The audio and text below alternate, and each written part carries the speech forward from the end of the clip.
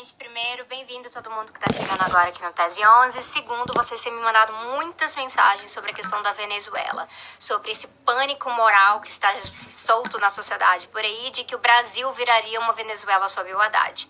Para isso, a gente tem um argumento básico, primeiro, que é o PT teve mandato do Lula 1, mandato do Lula 2, mandato da Dilma 1, mandato da Dilma pela metade 2, e nestes mandatos, o Brasil virou uma Venezuela? Não virou uma Venezuela. Então, a proximidade que o PT tem com a Venezuela é uma proximidade de apoio político frente a uma série de coisas que eu vou explicar num contextozinho básico da história venezuelana.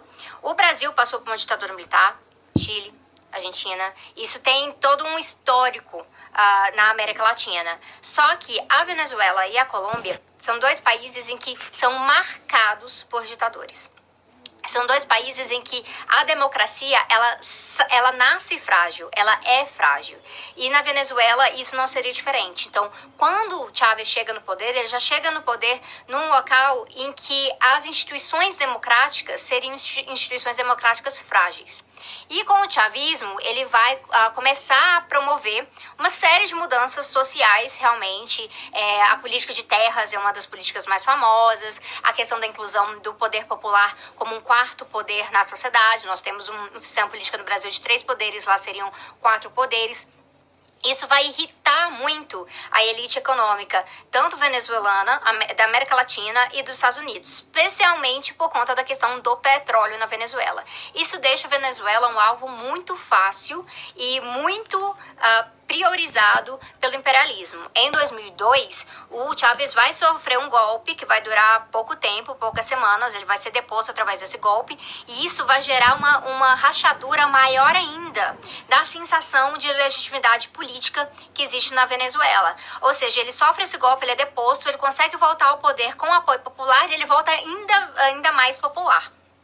Com isso, não estou querendo dizer que o Chávez era o cara mais democrático do mundo, porque até que ele não era. O que acontecia ali? Ele tinha uma democracia, era uma democracia autocrática, muito baseada na sua própria oligarquia política. Isso é uma crítica que a gente tem que tecer realmente à questão da Venezuela, tanto ao Chávez quanto ao Maduro. Só que isso é diferente, realmente, de falar que ele era um ditador, porque as instituições democráticas ainda existiam, só que a própria fragilidade delas tinha muito a ver com um período muito anterior ao Chávez e que, infelizmente, todo esse processo de comunas, processo de participação social, não foi suficiente para restaurar, até porque o governo chavista era um governo extremamente oligárquico, que não é uma coisa que a gente quer aqui pro Brasil.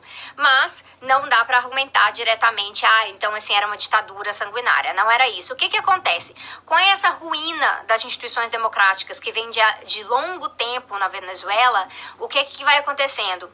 Quando o Chávez morre e o Maduro ali já vai sendo colocado no lugar dele, o que tem a ver com essa oligarquia, essa falta dessa transição, dessa abertura democrática para fora dessa oligarquia, então essa crítica continua se fazendo necessária, a Venezuela está passando por essa crise política, mas também por uma crise econômica.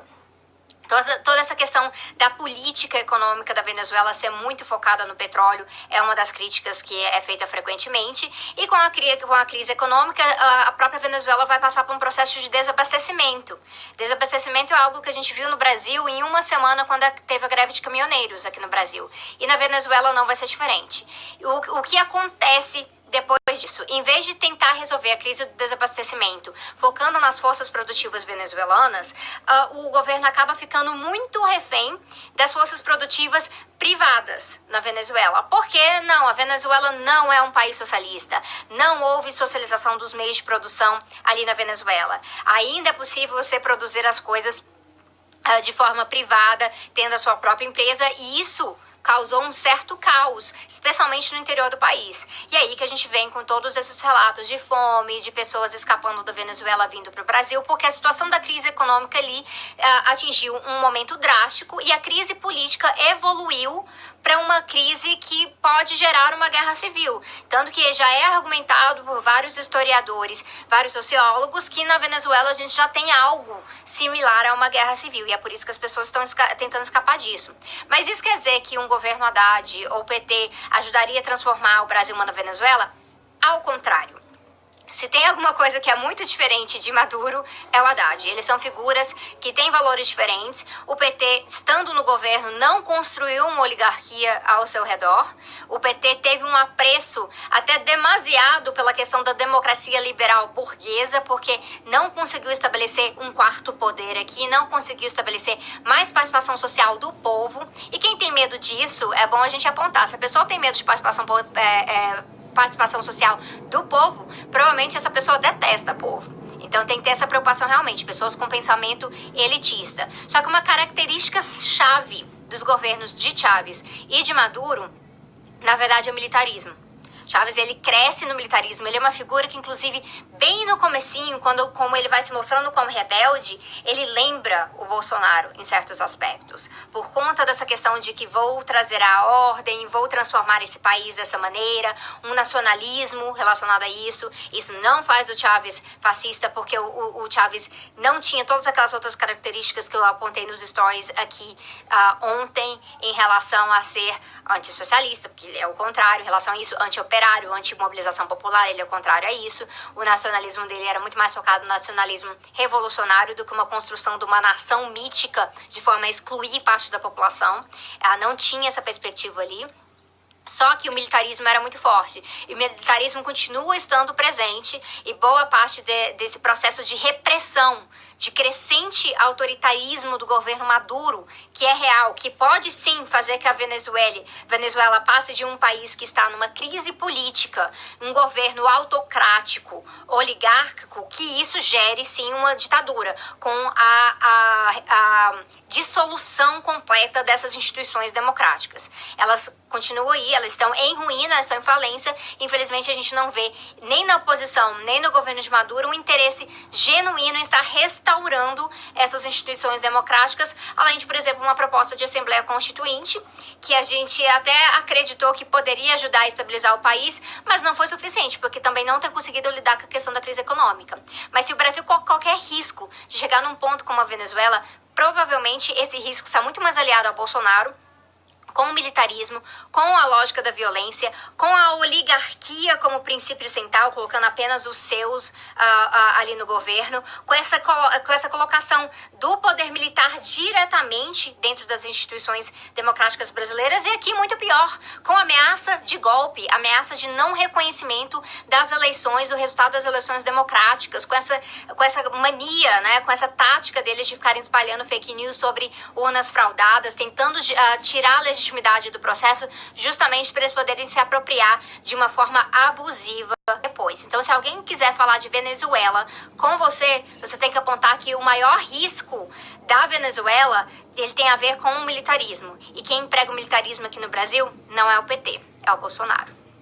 Pessoal, eu tenho recebido muita mensagem, mas muita mensagem mesmo, sobre como dialogar com as pessoas neste último período antes do primeiro turno e depois no segundo turno. Sobre dialogar no segundo turno, eu e a Débora Baldini fizemos um vídeo que tem muito sobre comunicação militante. Então a gente vai colocar esse vídeo no ar lá no Tese 11 semana que vem. Eu tenho outro vídeo que eu tô preparando para Tese 11 para soltar agora antes das eleições, mas por agora eu queria falar algumas coisinhas com vocês aqui nos stories mesmo. Um elemento que é muito importante para conversar com uma pessoa que está pensando em votar no Bolsonaro é descobrir de que tipo de pessoa ela é. Eu fiz um post aqui no Instagram, vou colocar para vocês. E aí, neste post aqui no Instagram, eu expliquei tipos de eleitores de Bolsonaro que vale a pena ou não vale a pena conversar. E a questão que eu noto é que, se você não conversar com a pessoa, se você não descobrir como é que é a cabeça da pessoa antes, não adianta. Não adianta, você não arranca voto do Bolsonaro à força. Você tem que dialogar com a pessoa para entender que tipo de prioridade que tem, quais são os valores dela, qual que é a política que ela prioriza, se ela é antipetista, por exemplo, se é isso que influencia, para você ir formando seus argumentos.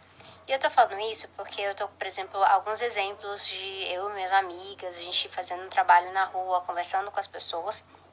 A gente tem aprendido algumas coisas. E hoje de noite, antes de ir lá pro comício do mandato coletivo, o comício final e tudo mais, que foi por sinal, junto com o Marivaldo, candidato a senador fantástico aqui no DF também, eu fui entregar uma camiseta pra minha amiga Letícia, que tá indo pra Curitiba, e ela volta lá. E aí, quando eu entreguei essa camiseta, tinha um moço no estacionamento que tava vendendo alguma coisa lá, eu acho que era queijo. E aí ele perguntou se eu queria. Eu falei, hoje não, moço. E aí ele falou assim, essa camiseta é o quê? É do Bolsonaro? Eu falei, não é de jeito nenhum. E ele, não, porque se fosse de Bolsonaro eu ia te dar um desconto. E eu, ai, lá vem. E ele chegou perto e a gente começou a conversar. Ele falou assim, eu ia de Ciro, mas agora eu decidi que eu vou voltar no Bolsonaro. E eu perguntei por quê. Então que eu fui conversando por quê, eu gastei meia hora conversando com esse moço. Eu, inclusive, cheguei no comício atrasada. E no que eu fui perguntando por quê, eu descobri que ele é um cara que tem valores conservadores, ele gosta da família tradicional, ele tem medo do feminismo, ele tem medo dessa ideia que colocaram na cabeça das pessoas de gaysismo, né? Ele tem medo dessas coisas, mas ao mesmo tempo, por exemplo, que ele falava que não tinha que liberar o porte de armas mesmo, ele é contra a redução da maioridade penal. Ao mesmo tempo que ele acha que tem que sair prendendo bandido mesmo, que não tem direitos humanos para bandido, ele acha que tinha que ter educação nas prisões para as pessoas saírem de lá reformadas e não saírem de lá piores. Ao mesmo tempo que ele acha, o Bolsonaro não é tão racista assim, ele reconhecia ele, um moço negro, né, um senhor negro, na verdade, reconhecia o racismo que tinha na sociedade, que tinha na polícia, do tratamento que ele recebeu durante a vida dele. E aí, o que eu fui fazendo? Eu fui desconstruindo certas coisas para ele, sem nenhum confronto, fazendo ele mesmo pensar. Eu, por exemplo, ele contou a história que o irmão dele morreu, foi assassinado num latrocínio, e aí as pessoas foram pegas, só que elas foram soltas. E ele falou, tá vendo, esse é o problema dos direitos humanos. Eu falei, você não acha que esse é o problema da impunidade no país?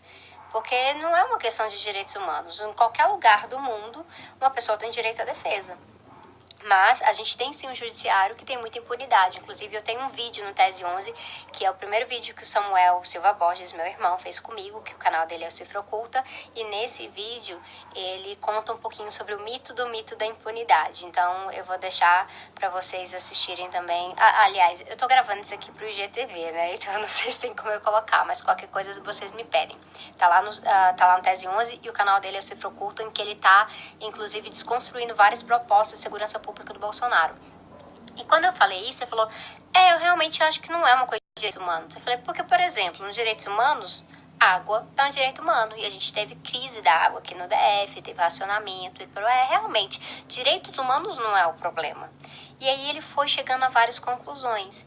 E aí, no final, eu notei que o candidato dele seria o Daciolo. E eu conversei sobre o Daciolo com ele. E ele falou, nossa, vou olhar mais esse Daciolo. Pediu o número do Daciolo e tudo mais.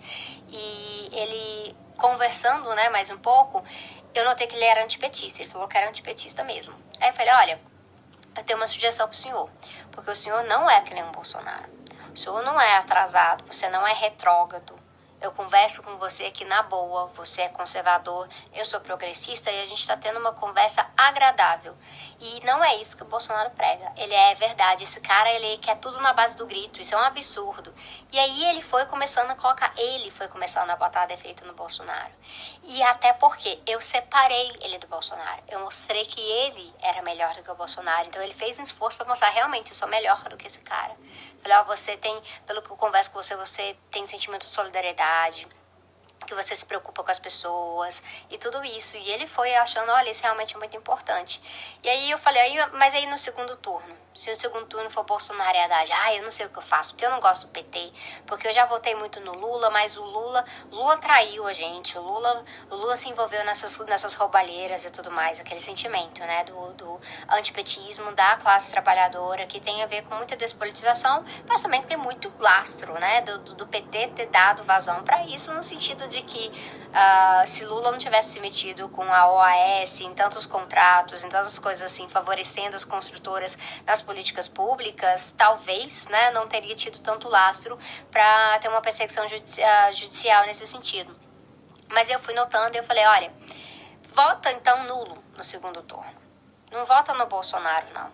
Só para vencer o Haddad, só para vencer o PT. E ele, mas por quê? Eu falei, Porque isso aqui que a gente está fazendo, isso aqui é democracia. Democracia é você entender que existe alguém que é diferente de você e você pode debater, você pode dialogar e até pensar que tem várias coisas em comum que vocês querem iguais. Então você não quer a eliminação do seu inimigo. Você não quer que as pessoas morram, você não quer nada disso. E o Bolsonaro prega justamente isso, que o Bolsonaro tem um lado que é fascista. Aí eu fui explicando sobre fascismo para ele, aí eu conversei sobre ditadura militar com ele, conversei sobre democracia com ele, o que seria democracia, e que, olha, mesmo ele sendo antipetista, se o Haddad ganhar, eu tenho certeza que ele vai ter direito de ir pra rua e protestar se o Haddad fizer alguma coisa errada. Ele vai ter esse direito. Se o Bolsonaro ganhar, a gente provavelmente não vai ter esse direito. E ele ficou pensando, aí ele falou, nossa, General Mourão também estranho e tudo mais. Cara, no final ele falou, olha, eu acho que eu vou votar nesse Daciolo mesmo. Não sei ainda, mas você me convenceu que eu não tenho nada a ver com o Bolsonaro mesmo não, que esse cara realmente não é nada que eu quero. E aí no segundo turno, eu acho que é importante a gente preservar a democracia no país. Gente, olha isso. Isso é exatamente o que a gente está falando.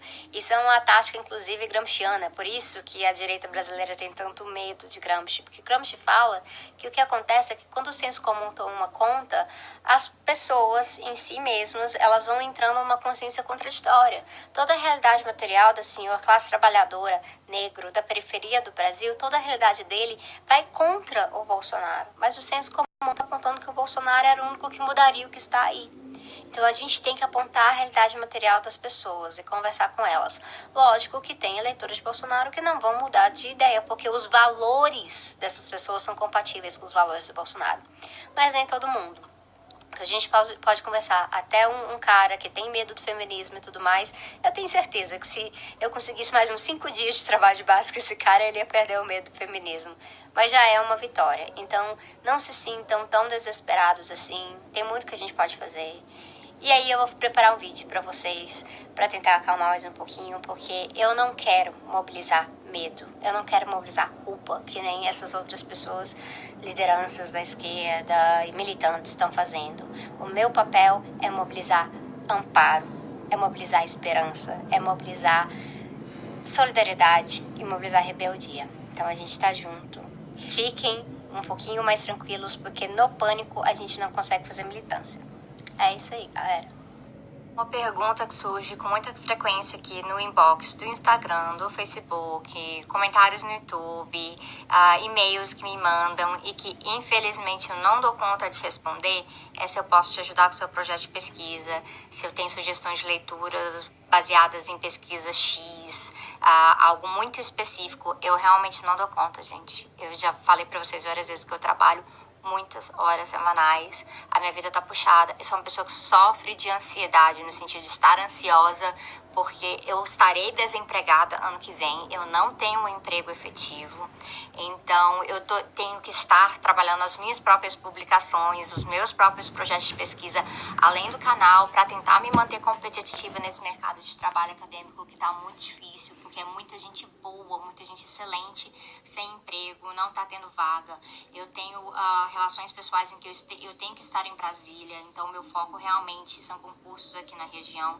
A questão tá difícil para mim também, então realmente não tenho como responder vocês, mas eu deixei essa live sobre dicas de pesquisa. Consegui baixar a live, eu vou colocar a live aqui no IGTV para vocês, divididinho e tudo mais. E a maior dica que eu posso deixar para vocês que estão na universidade e estão fazendo um TCC, estão trabalhando sua monografia, dissertação de mestrado, tese de doutorado e tudo mais, conversem com seus orientadores. Isso faz parte de orientar. O orientador não está ali só para ler um rascunho seu. Ele tem que tirar suas dúvidas, isso faz parte do trabalho dos seus orientadores. Professores do quadro efetivo também devem ser mentores. Então, eles têm que ter horário para estar ali com a bunda sentada no escritório deles para poder receber alunos que querem, olha, queria marcar um horário para você para debater tema tal.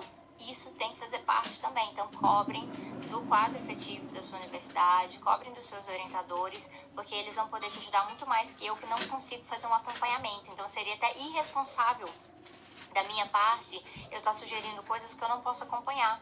E eu não sei como é que está indo o seu desempenho, eu não sei como é que realmente funciona as coisas na sua universidade. Seria muito irresponsável da minha parte. Então, eu deixo isso, que eu posso colaborar é deixando dicas mais gerais de pesquisa para vocês. Sobre as leituras de ecossocialismo, vai lá no vídeo de ecossocialismo, tem várias referências ali. Eu já menciono nomes de pessoas muito importantes, como Michel Levy, como o John Bellamy Foster. A gente tem leituras sobre o bem viver aí que são publicadas, tem uma série muito joinha sobre essas coisas, com um livro também que eu já recomendei chamado Descolonizar o Imaginário. Dão uma olhada nessas coisas como ponto de partida e aí voltem para os seus orientadores, que se eles não sabem de um tema, como orientadores, eles têm a obrigação de ir lá dar uma olhada também, tá bom? Um abraço para vocês. Galera, então, hoje eu estava assistindo um debate que estava tendo entre pré-candidatos distrital e federal, aqui no Distrito Federal, que o Thiago estava participando, representando o mandato coletivo. E aí chegou uma hora que teve uma pergunta da plateia, perguntando em quem que eles iriam votar para presidente, com que chapa que eles estavam defendendo. E aí o Thiago pegou o microfone e falou que, olha, eu estou com o Guilherme Boulos. Neste momento, o senhor que estava ali, parado ali do lado, começou a gritar: puta que pariu! Eu tava gostando de tudo que você tava falando, tava, nossa, que interessante, que coisa boa, que diferente. E agora você começou a defender esse terrorista, esse bandido, ele tinha que ir preso. Você, por falar isso, tinha que ir preso também. E começou a gritar. E aí depois pediu o microfone. Aliás, o Thiago passou o microfone pra ele. Falou: não, o senhor tem algo a falar? Então pode falar, que bom, fale. E aí ele falou várias coisas, bem assim, no estilo bem anticomunista mesmo. E começou a falar, claro, várias mentiras relacionadas ao Guilherme Boulos e coisas assim, mentirosas até no sentido que não era no sentido de preconceito mesmo. Chamando o Guilherme de, porque ele nunca trabalhou na vida, ele é um líder sindical, que aí já não faz nenhum sentido, né? Porque um líder sindical está no sindicato que representa uma categoria de trabalhadores e tudo mais, enfim. E coisas que não faziam nenhum sentido. E aí algumas pessoas ali na plateia, eu, por exemplo, gritamos: não, o Guilherme é psicanalista, explicando essas coisas, e o cara não estava afim de ouvir. E aí pegou o microfone muito bravo e largou: desisto, e pau. E aí ele desceu do palco e aí eu falei assim: vem cá, vamos conversar, porque agora você falou a sua parte, agora a gente vai conversar, porque senão é autoritarismo. Você está disposto ao diálogo ou não? E aí ele topou conversar comigo. É um senhor, assim, um pouco mais de idade, mas você vê que ele não está aposentado e trabalhando, e muito, muito anticomunista. Ele falou várias coisas e eu vou contar aqui pra vocês primeiro o que ele estava falando. Ele falou coisas no sentido de que o Brasil não pode virar uma Venezuela, o Brasil não pode virar uma Bolívia, que o comunismo de verdade era o comunismo de Jesus, mas o comunismo de Stalin e de Lenin estragou o mundo, que o problema no Brasil é a extrema esquerda, é o comunismo no Brasil. Ele falou, por exemplo, o que está acontecendo no Rio de Janeiro, aquela bandidagem lá, então, que agora está facilitando para os bandidos. Do que o senhor está falando? E aí ele, aquela intervenção, então chamando a intervenção federal de comunista. O Temer, porque o Temer estava metido com o PT, se o PMDB está metido com o PT, então o PMDB também é comunista, e que é um absurdo as pessoas ficarem trancando as rodovias e queimando ônibus, e que o Guilherme Boulos faz tudo isso, que aí cobram das pessoas e aí pagam as pessoas R$30 para estarem em atos e para ir lá e queimar pneu e tudo mais, e falou um monte de coisa relacionada a isso. Ele associou tudo relacionado ao PT com bandidagem, são bandidos, são terroristas, ele falava a palavra terrorista com muita força, e o que falta nesse Brasil é patriotismo, não tem nenhum desses candidatos são patriotistas. O Guilherme Boulos quer transformar esse Brasil numa Venezuela. Ele falou inclusive, e aí quando eu mencionei da intervenção federal, eu perguntei pra ele, mas o que tá acontecendo ali no Rio de Janeiro, então, você falando de intervenção federal, como eles, que lá, Rio de Janeiro é comunista desde o Brizola, aquele comunista, é por conta dele que abriu a porta para as milícias, né? Então, coisas totalmente desconectadas. Aí depois que ele falou várias coisas, eu resolvi perguntar: o senhor tá falando comigo, tô falando com o senhor, você não se apresentou, né? Então, assim, olha, eu sou a Sabrina, tudo bom? Eu sou professora, e o senhor, meu nome é, e falou o nome dele, e eu sou guia de turismo, só que hoje em dia a minha vida tá horrível, eu andava de carro, agora eu ando de ônibus, e agora eu não consigo mais exercer o meu trabalho porque os comunistas estragaram o Brasil. Antigamente, turistas vinham muito do Brasil, conheciam o nosso Brasil, que é muito bonito, e aí o comunismo veio e estragou o Brasil. Falando esse tipo de coisa. E aí a gente tem que exercitar bastante paciência. E por que eu tava fazendo isso? Porque eu recebo um monte de comentário muito idiota, muito direita, muito anticomunista e muito proto-fascista mesmo, que a gente recebe na internet. E a gente vê que as pessoas não têm diálogo. Mas, vendo a cara daquele senhor, a situação não era um moleque que tá querendo antagonizar por nada. É um cara que tá genuinamente desesperado. Era bem a cara do que tava acontecendo ali. E eu falei assim, eu vou te apresentar quem que é o Guilherme Boulos. Falei, ó, o Guilherme Boulos mora na periferia de São Paulo. Ele é professor, ele dá aula, ele pega transporte público pra fazer isso. Eu conheço o Guilherme Boulos pessoalmente, ele não é uma pessoa rica, ele não é um político de carreira. E eu fui desmistificando a coisa toda. Ah, mas é porque eles ficam invadindo propriedade privada. Eu falei assim, ó, e a nossa Constituição? Você acha que a nossa Constituição hoje no Brasil tá muito ruim? Ah, essa Constituição aí tá ok. Então tá. Então, o artigo 5º da Constituição, eu falei de direito à moradia, falei da propriedade, do direito à propriedade privada, mas o que a gente tem ali pra agir em cima da propriedade privada é a questão da função social. Expliquei a questão da função social, falei que é muito injusto o que acontece no Brasil. Por exemplo, ontem eu estava conversando com uma pessoa que depois de 23 anos na lista por moradia popular, finalmente conseguiu acesso por conta do Minha Casa Minha Vida, quando ele ainda existia.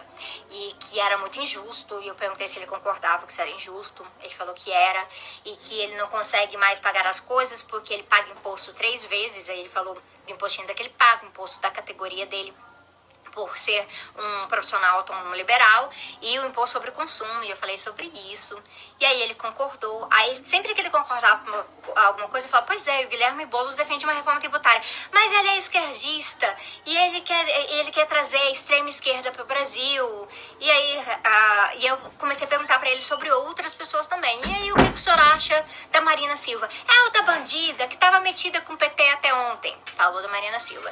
E o Alckmin é o outro bandido. E o Ciro Gomes, aquele lá é o maior bandido de todos. Dessa forma. Ué, senhor, e o Bolsonaro? Aquele lá não é nem candidato de verdade. Aquele cara lá é um palhaço. Aí eu falei, olha só, né? Geralmente a gente associa esse discurso com uma pessoa que vai apoiar o Bolsonaro no final. No fim das contas, eu consegui aproveitar para conversar com o cara, para desmistificar um pouquinho mais o Bolsonaro. Olha, ele é candidato sim, ele é real, só que ele não é isso que o senhor pensa. E aí fiz um pouquinho de conversa sobre isso. Ele ainda ficou, no fim das contas, falando muito contra a extrema esquerda, a esquerda, e falando de Che Guevara. Porque o Che Guevara... Você defende Che Guevara? Porque o Che Guevara, ele chegou lá e ele matava as pessoas, ele matou os viados. Aí eu corrigi ele sobre isso. E aí depois ele falou, inclusive tem um vídeo do Jones sobre Che Guevara. Tá lá no canal dele. E aí depois ele começou a falar de várias outras coisas bem assim de extrema esquerda, porque o Boulos tirou foto com o Maduro e foi lá pedir bênção pro Maduro, e ele quer transformar o Brasil na Venezuela. E aí isso é absurdo, porque lá na Venezuela eles matam a oposição, e ao mesmo tempo é o cara que estava defendendo que todo mundo de extrema esquerda deveria estar na prisão. Por que eu tô contando isso pra você? Não é porque eu sou uma pessoa que ando meio masoquista e tô aí tentando passar pra situação. Mas é porque eu acho que é muito importante a gente tentar dialogar com as pessoas que a gente encontra, mesmo tendo esses discursos bastante anticomunistas, discursos que beiram ao fascismo, pra gente desconstruir algumas coisas, pra mostrar que às vezes quem tá do lado da esquerda, que não é o lado que ele gosta, que é o lado que o irrita muito, também tá disposto a dialogar e conversar. No final das contas, ele conseguiu abaixar um pouquinho o tanto que ele estava alterado. Claro, ele não saiu declarando voto no Guilherme Boulos, nem na Manuela Dávila. Ele também odiava a Manuela Dávila na conversa.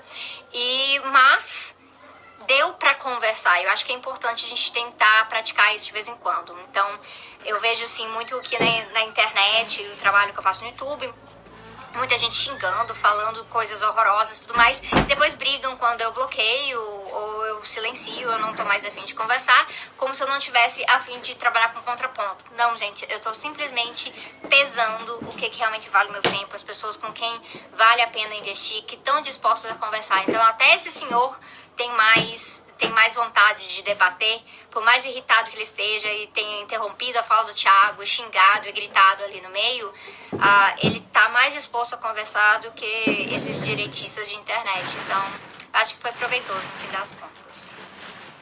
E essa tática de em cima do muro da Marina é uma tática. É exatamente ali para passar essa ideia de que ela não precisa se posicionar agora para poder catar voto indeciso aqui e ali, mas se ela chegar lá, ela vai fazer exatamente o projeto de direita. A Marina veio sim do PT, ela veio de um outro histórico, mas ela ficou muito focada na autoconstrução e a partir disso a gente tem um conceito no marxismo que a gente trabalha, que é pós-política.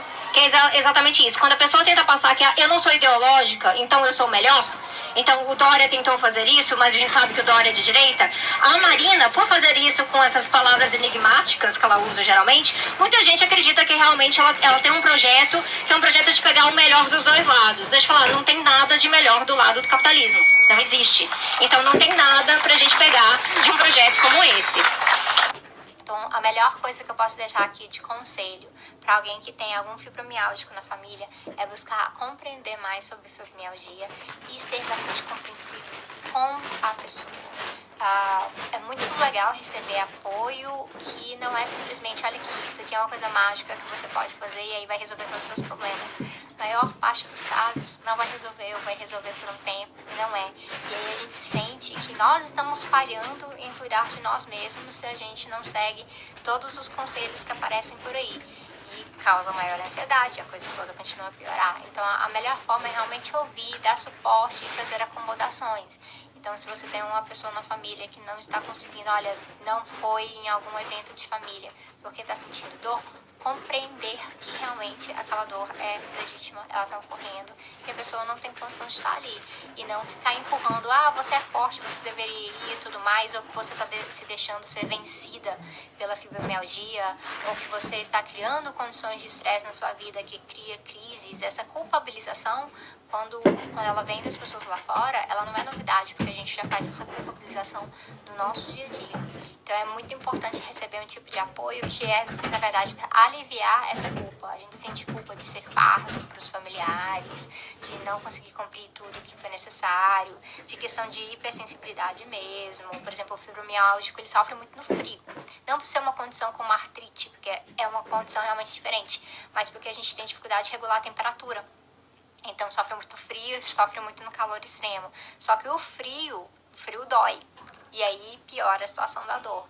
Então as coisas não são simples. O tratamento realmente tem que ser multidisciplinar. Tem várias coisas, por exemplo, tem tratamento com aumento de magnésio, de vitamina D. Então assim, trabalhando com aminoácidos em geral. Todos podem ajudar, mas são coisas que devem ser feitas acompanhados de reumatologista, de nutricionista, porque não dá simplesmente você ficar tomando um monte de suplemento por aí e vai achar que vai resolver o seu problema. E isso, infelizmente, gera um problema que é um problema estrutural na sociedade, que é uma questão de acesso e de privilégios, de você conseguir ter acesso a um plano de saúde, bons médicos, uma equipe de tratamento da sua fibromialgia, é algo que é realmente um privilégio na sociedade de hoje, mesmo a gente sabendo que deveria ser um direito de todos, um tratamento bastante justo e igualitário. Então é muito difícil, pessoas que que passam por bastante dificuldade financeira, pessoas pobres realmente não conseguem ter um tratamento adequado para fibromialgia por conta desse aspecto do tratamento multidisciplinar. E eu acho que é isso, sim. Eu gostaria de dar um grande agradecimento. Eu sei que a gente se sente muito chato quando a gente está falando disso, porque toma conta da nossa vida, o nosso dia a dia, atrapalha tudo, atrapalha a sua agenda, todos os seus planos, atrapalha os seus relacionamentos. E aí você desabafa falando da fibromialgia, parece que a gente virou um monte de resmungão, da gente sempre reclamando de dor. E a gente se sente muito mal com isso, mas as pessoas têm sido bastante amigas mesmo, têm recebido bem, mandando bastante apoio. E, bom, eu espero sair da crise atual que eu tô. Ela é muito complicada, porque tem hora que eu tô muito, muito mal e tem hora que eu estou tolerando mais ou menos bem. E as pessoas acham que, passou, que nem uma dor de cabeça, tomou um remédio e passou. Só que não passou, porque ela é contínua. O sono da próxima noite vai estar pior, aí o dia seguinte vai estar pior. Mas aí tem um dia que você consegue fazer um exercício físico, que é uma coisa excelente para fibromialgico, porque trabalha com dopamina, trabalha com endorfina e tudo mais. E você se sente um pouco melhor, mas daqui 3 dias você está muito mal de novo. Então é difícil para as pessoas realmente entenderem o que é uma síndrome nesse sentido, mas eu fico muito feliz que tem mais gente disposta a aprender sobre isso. É isso, galera. E pessoal, ultimamente eu tenho falado bastante de fibromialgia nas minhas redes. Eu tenho fibromialgia faz 8 anos e eu tô passando por uma crise um pouco mais pesada do que o normal. E aí surgem muitas dúvidas, também pessoas que têm entes queridos que têm fibromialgia e querem saber sobre o tratamento. Também o caso de pessoas que têm sugestões para dar sobre o tratamento e tudo mais. E eu acabei resolvendo falar um pouquinho aqui diretamente aqui no IGTV, porque na verdade é um volume muito alto de respostas, de feedback e também de bastante carinho que eu tenho recebido, então eu achei melhor colocar as coisas por aqui. Primeiro, a fibromialgia é uma condição que a gente chama que na verdade é uma síndrome de dor crônica, de dor generalizada. Ela é tratada pelo reumatologista, então é considerada uma doença reumatológica, apesar de que ela não tem relação nenhuma com artrite. Por exemplo, a questão da fibromialgia, ela não é muscular. Essa dor, ela é uma dor que vem do sistema nervoso, realmente. Há pesquisas mais recentes que colocam que pacientes que são fibromialgicos têm uma sensibilidade maior nos nervos periféricos, por exemplo, e é a forma como o cérebro processa a dor.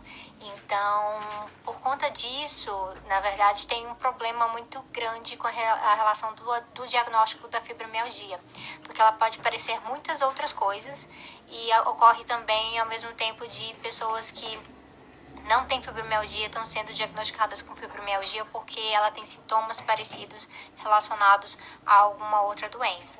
Então, a questão principal é que essa dor ela é uma dor do sistema nervoso, ela não é uma dor muscular.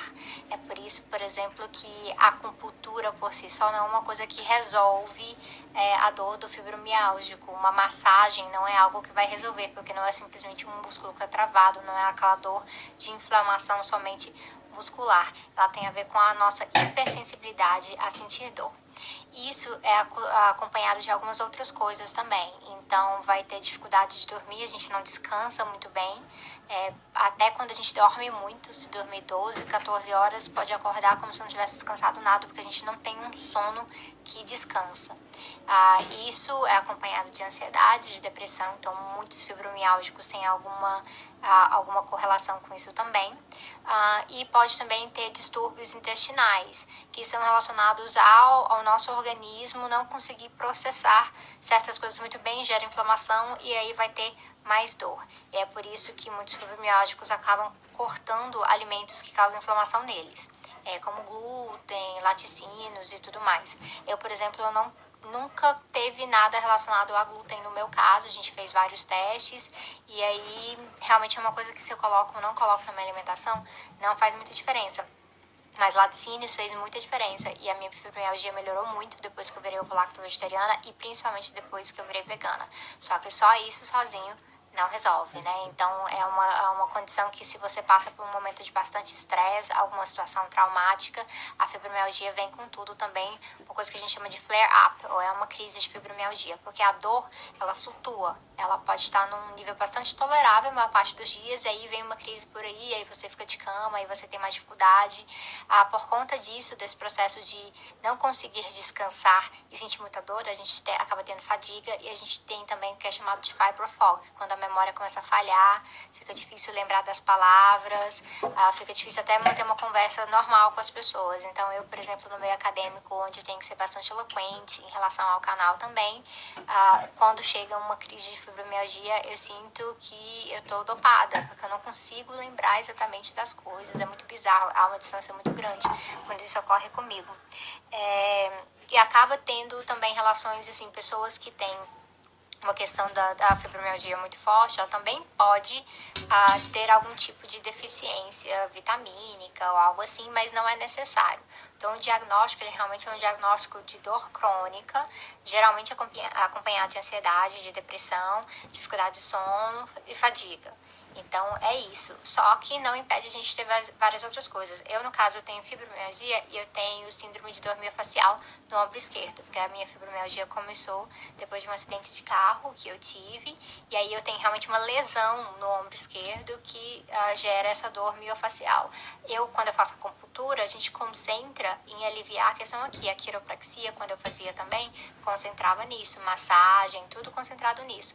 Mas a acupuntura, por exemplo, não fazia parar de sentir dor generalizada no corpo inteiro, porque é uma questão do meu próprio sistema nervoso. O que a gente chama disso é alodinia. A alodinia é uma situação em que você é muito, muito mais sensível, inclusive, ao toque. Então, tem para uma pessoa que não tem fibromialgia, não são doloridos, pra gente pode ser bastante dolorido. Isso ocorre também. O diagnóstico ele é muito difícil de fazer, por isso ele é acostumado a ser um diagnóstico de exclusão. Ele demora muito tempo, foram 4 anos para eu ser diagnosticada, porque a gente teve que excluir uma porrada de coisas, eu não consigo nem lembrar exatamente, mas eram exames de sangue frequentes, eu fiz vários exames mais complexos também, a gente fez ressonância magnética, e ressonância magnética que essa parte aí não deu certo, a gente vai testar com tal coisa, tudo para poder excluir uma série de condições, porque tem muitas coisas que são parecidas que geram sintomas parecidos, mas aí o tratamento vai ser muito diferente. Inclusive, quando as pessoas falam, eu já tive fibromialgia e eu me curei, ou amigo meu tinha fibromialgia e se curou, provavelmente não era fibromialgia, provavelmente era alguma outra coisa, porque infelizmente não há cura para fibromialgia. O que a gente tem é tratamento, o tratamento que ajuda a amenizar esses sintomas. Os remédios, que são os remédios da indústria farmacêutica, por exemplo, são considerados quase que inúteis. Os relatos que a gente tem é que eles funcionam somente em 25% dos pacientes.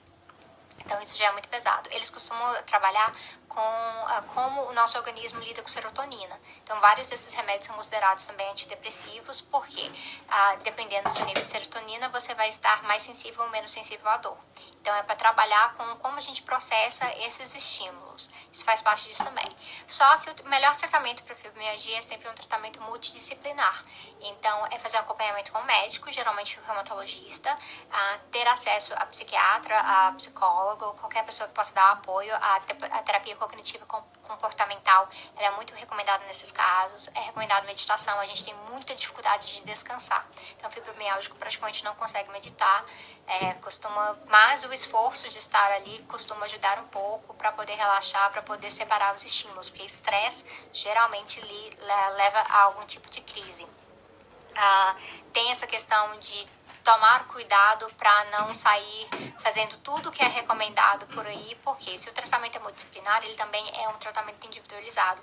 Cada pessoa responde a uma coisa de uma forma diferente. Então, por exemplo, o CBD, ele é muito importante e tem vários resultados bons que a gente vê em pesquisas relacionadas a fibromialgico, mas não é também para todo mundo. E aí, se o fibromialgico sai fumando qualquer maconha por aí, ele pode acabar tendo algo muito pior, porque pode causar algum nível de ansiedade ou pode piorar alguma questão relacionada a espasmos musculares. Como a questão é do sistema nervoso, é muito sensível a tudo. Por exemplo, a gente tem muito formigamento, muita dormência. Então, isso é bastante comum, atrapalha bastante no dia a dia. Por ser uma condição invisível, é muito difícil, porque às vezes você está, por exemplo, no ônibus e você precisa muito, muito sentar, porque você está sentindo muita dor. A pessoa olha para você e vê, olha, você é uma pessoa totalmente normal, no sentido normal da sociedade, que é o corpo capaz. E aí o nosso corpo ele não é totalmente capaz, mas ele aparenta ser totalmente capaz para a sociedade. Então você tem dificuldade de lidar com isso, isso gera bastante ansiedade, gera problemas com a família, nos seus relacionamentos, dificuldade de compreensão. Pessoal, tem muita gente pedindo para eu fazer vídeo sobre a questão do veganismo e o consumo de alimentos veganos de empresas que para outros alimentos testam em animais. E aí falando também da questão de como o capitalismo se apropria do veganismo através do mercado, através do nicho, criando esses produtos. Eu acho muito importante, eu pretendo um dia fazer um vídeo sobre isso, não vou fazer agora porque tem muitas sínteses que eu tenho que formar ainda, mas eu tô vendo uma certa ingenuidade no debate dos dois lados. O lado do pessoal do veganismo estratégico falando que, olha, é sobre os animais, então essas empresas estão criando mais produtos veganos maravilhosos, não interessam se nos outros aspectos ainda não tá lá, mas vamos chegar lá. É muita ingenuidade achando que a gente vai chegar lá só com a questão do consumo. As empresas vão encontrar valor no nosso consumo vegano e aí vão mudar toda a sua relação em relação a isso. Elas não vão. As empresas, mesmo praticando veganismo em certos aspectos, elas são muito interlaçadas, umas com as outras, entrelaçadas, e aí por conta disso tem relação com empresas que exploram animais de várias outras formas através do mercado financeiro, do mercado especulativo e por aí vai. Então por isso que a gente tem que fazer uma militância política que vai além da questão de simplesmente parar de consumir produtos de origem animal. É que nem o pessoal que está envolvido na LESP com a PL 31 lá em São Paulo para parar com o transporte de cargas vivas. Por quê? Tem muito lucro envolvido nisso aí. E só com o nicho do mercado vegano, o capitalismo vai continuar entregando essa questão de animais e explorando de outras formas escondidas da gente mesmo o quanto for possível. Eles não vão abrir mão disso simplesmente com a questão do consumo e a gente vai batalhando para mais pessoas virarem veganas, mas vai demorar muito. Então, no senso de urgência, a gente tem que fazer a parte política também, galera. Isso também vai para o outro lado, que fala que simplesmente vamos boicotar completamente todas as empresas que têm alguma relação com testes animais, mesmo que aquele chocolate que eu estou comendo não tenha testes animais, seja completamente vegano, achando que realmente existe uma empresa capitalista que é pura. Ela não é pura. Então não tem não tem pureza em nenhum lado, gente. Não dá para fazer o debate do veganismo pelo aspecto da pureza, que acaba virando uma coisa meio de puritanismo mesmo, então acho que a gente tem que evitar um pouco, mas isso aqui não é uma visão minha completamente fechada, eu tô lendo muito sobre o aspecto, mas para falar de veganismo anticapitalista, a gente vai bater nos dois lados e entender que a nossa posição nesse planeta em que há exploração animal e há exploração de seres humanos, nós sempre vamos estar em contradição em algum aspecto, não tem como ser 100% puro em nada. Isso me lembra inclusive do meu vídeo sobre socialista de iPhone. É isso.